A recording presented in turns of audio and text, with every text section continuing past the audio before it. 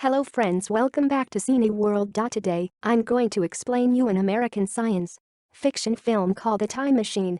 Spoilers ahead. Watch out and take care. The premise of the film is set in Dr. Alexander Hartdegen is an associate professor of applied mechanics and engineering at Columbia University.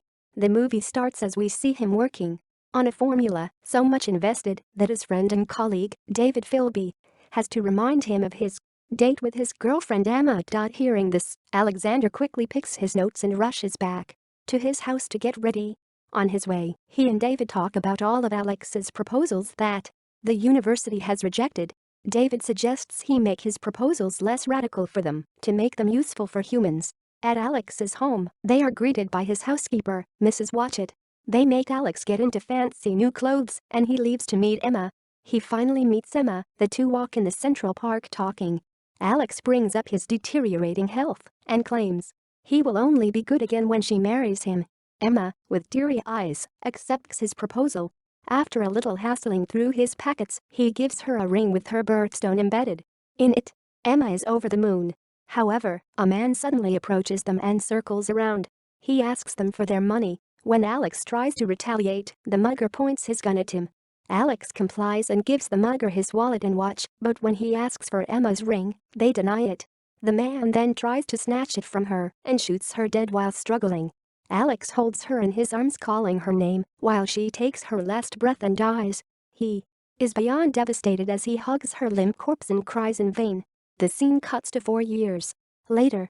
Alex is writing a formula on the board, researching something like he always does. He has still not been able to get over Emma's death and has been busy with his work ever since.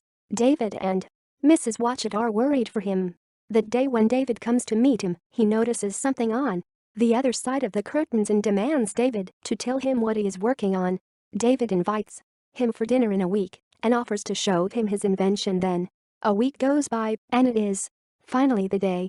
Alex dresses himself up for the first time since Emma's death. He then opens the curtains and we see a piece of huge machinery on the other side. It has many wheels and gears. In the middle, a chair is embedded. Alex sits on it and looks at Emma's picture on a locket. He slowly pulls down a lever, making a spear shield around him. The machine then puts itself in motion. When Alex pulls down a final lever, the camera zooms into a pocket watch and we see its hand move in an anti-clockwise direction. As it turns out, the machine Alex is using is a time machine. He has put his blood and sweat into the machine to go back to the day Emma died 4 years ago and save her. In the following scene, we see the future Alex in Central Park on the day of Emma's death. She sees him and runs towards him. Alex is stunned to see his precious love back. He kisses her in delight and runs her to the nearest chariot to take her away from the park. They get off the chariot in the middle of the city. Alex tells her to go to her home and stay there for the night. Assuming that the past Alex will come to Emma's home at night, he tells her to not be confused and just remember that he loves her. He leaves her by the side of the road to get her flowers as he promised. But then, a vehicle hits her, killing Emma again. Alex realizes that he cannot change Emma's fate and no matter what he does, she will die that night. But he doesn't give up. He believes that the people from the future have surely found a way to alter this factor, so he decides to go into the future and study futuristic time machines. He gets into the machine and pulls down the lever again, this time setting the time to dot. As he travels through time, he sees the world around him changing. He sees an advertisement for a settlement being established on the moon. He goes to the New York Library, hoping to find a book on time travel, where he meets a hologram of the librarian named Vox and is stunned by the technology. However, when he talks about time travel, Vox reveals that there hasn't been any invention of such sort. Thinking that he would have better luck a couple of years later, he gets into the machine again and now travels to the year. And the world has been fully destroyed. The lunar habitation program has made the Earth inhabitable because the moon was pulled closer to it. The gravitational forces of the bodies change, causing frequent earthquakes and tsunamis on Earth. The lunar habitation has caused a huge crack on the surface of the moon. 2 policemen, who are evacuating the Earth, arrest Alex to take him to his evacuation center. As he resists them, the ground starts to shake and splits in half, spilling out hot lava. Alex quickly gets into his machine and drives away, but amidst the chaos, hits his head on a piece of metal, making him go unconscious. The time machine starts its journey, but an unconscious Alex isn't there to stop it. When he finally opens his eyes, he sees that he has reached the year and quickly stops the machine before falling unconscious again. He wakes up in a bed with his wounds healed. As he wears his clothes, a little boy approaches him and runs away. Alex follows the kid and sees that the future humans have reverted to a primitive lifestyle and live on cliffs. They all come to Alex and watch him in awe, but do not seem to understand English, except for a girl named Mara who can speak the language fluently. Alex tells her that he is a time traveler, but Mara tells the others he is just a wandering fool so that they won't kill him. Those people are called the Awa. A loud honking is heard, and everyone goes into their shed. That night, he stays at Mara and her brother, Kaylin's place. He sees the broken pieces of the moon in the sky. The following day, Mara takes Alex to his time machine. The two see that it has not been damaged. Mara insists Alex take Kaylin with him to the past. Before Alex can ask why, loud honking is heard in the background. Mara freaks out and runs to save Kaylin. As a confused Alex follows her, everyone around them starts running back to the cliffs as well. Suddenly, Alex comes face to face with the beast-like creature. They are called the Morlocks. More of them emerge from the ground and start attacking everyone. They tie the people they can get their hands in and take them into the ground. Alex watches as one of them gets Mara and sinks with her into the soil.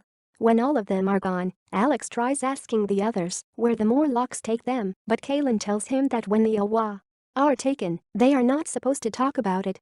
Kaylin then takes Alex to the opening to the world of the Morlocks. They climb down into a cave and Alex realizes that it is the New York Library. The hologram of Vox talks from behind them. Since the technology worked on solar power, he has survived all these years. Alex is beyond surprised and asks him what is going on with the world now. Vox replies that the human race has evolved into two, Awa and Morlocks.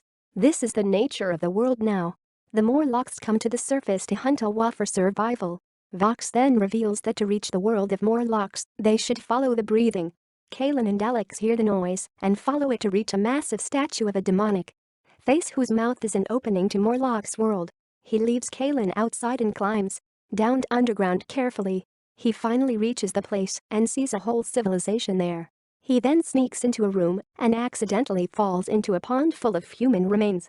Alex is then found by a Morlock and sent into their leader's chamber. The leader explains that when the moon dissociated, some people sank under the ground with nowhere else to go. Over the years, they evolved into flesh-eating Morlocks. Others miraculously survived on the surface and repopulated the Awa. The Morlocks tried to come back to the surface but couldn't because of the years of underground evolution.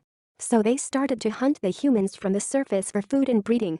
The leader also reveals that he has the power to control both Awa and Morlock's minds and controls the balance of the world through them. He has also read Alex's mind and knows that he is a time traveler and his desire is to bring Emma back. He makes Alex hallucinate about his life if Emma hadn't died. He is filled with sadness to see Emma and his kid playing. The leader then concludes that humans cannot change fate because they are the results of their own actions. Then, he shows Alex the time machine that he had brought into the Morlock world. The leader wants him to go back to where he came from and not harm the balance of the society now. Alex quietly obliges, but as he starts the machine, he pulls the leader in with him. The two struggle for a while. Alex holds him outside the machine sphere and starts it. The leader dies rapidly by aging. He again stops the machine in the future and sees the place is filled with Morlock's cave, suggesting that the place is now ruled by Morlocks. Alex then comes back to save Mara and brings her out of the cage. The Morlocks get angry and leap to attack them, but Alex jams a gear in the machine, creating a massive distortion in time. The time machine explodes, taking all of Morlock's world with it, but Mara and Alex manage to run out of the cave just in time. With his time machine gone, Alex decides to stay with Awa as he has found satisfaction here. In the future, we see Vox teaching Awa children about the past of humans. Alex brings Miri and Kaylin to the place where his lab used to be. As he talks to them, somewhere in another time, David and Mrs. Watchett enter Alex's lab and discuss his disappearance. David claims that Alex is happy wherever he is and offers Mrs. Watchett to come work as his housekeeper. Thanks for watching. Please subscribe for more videos.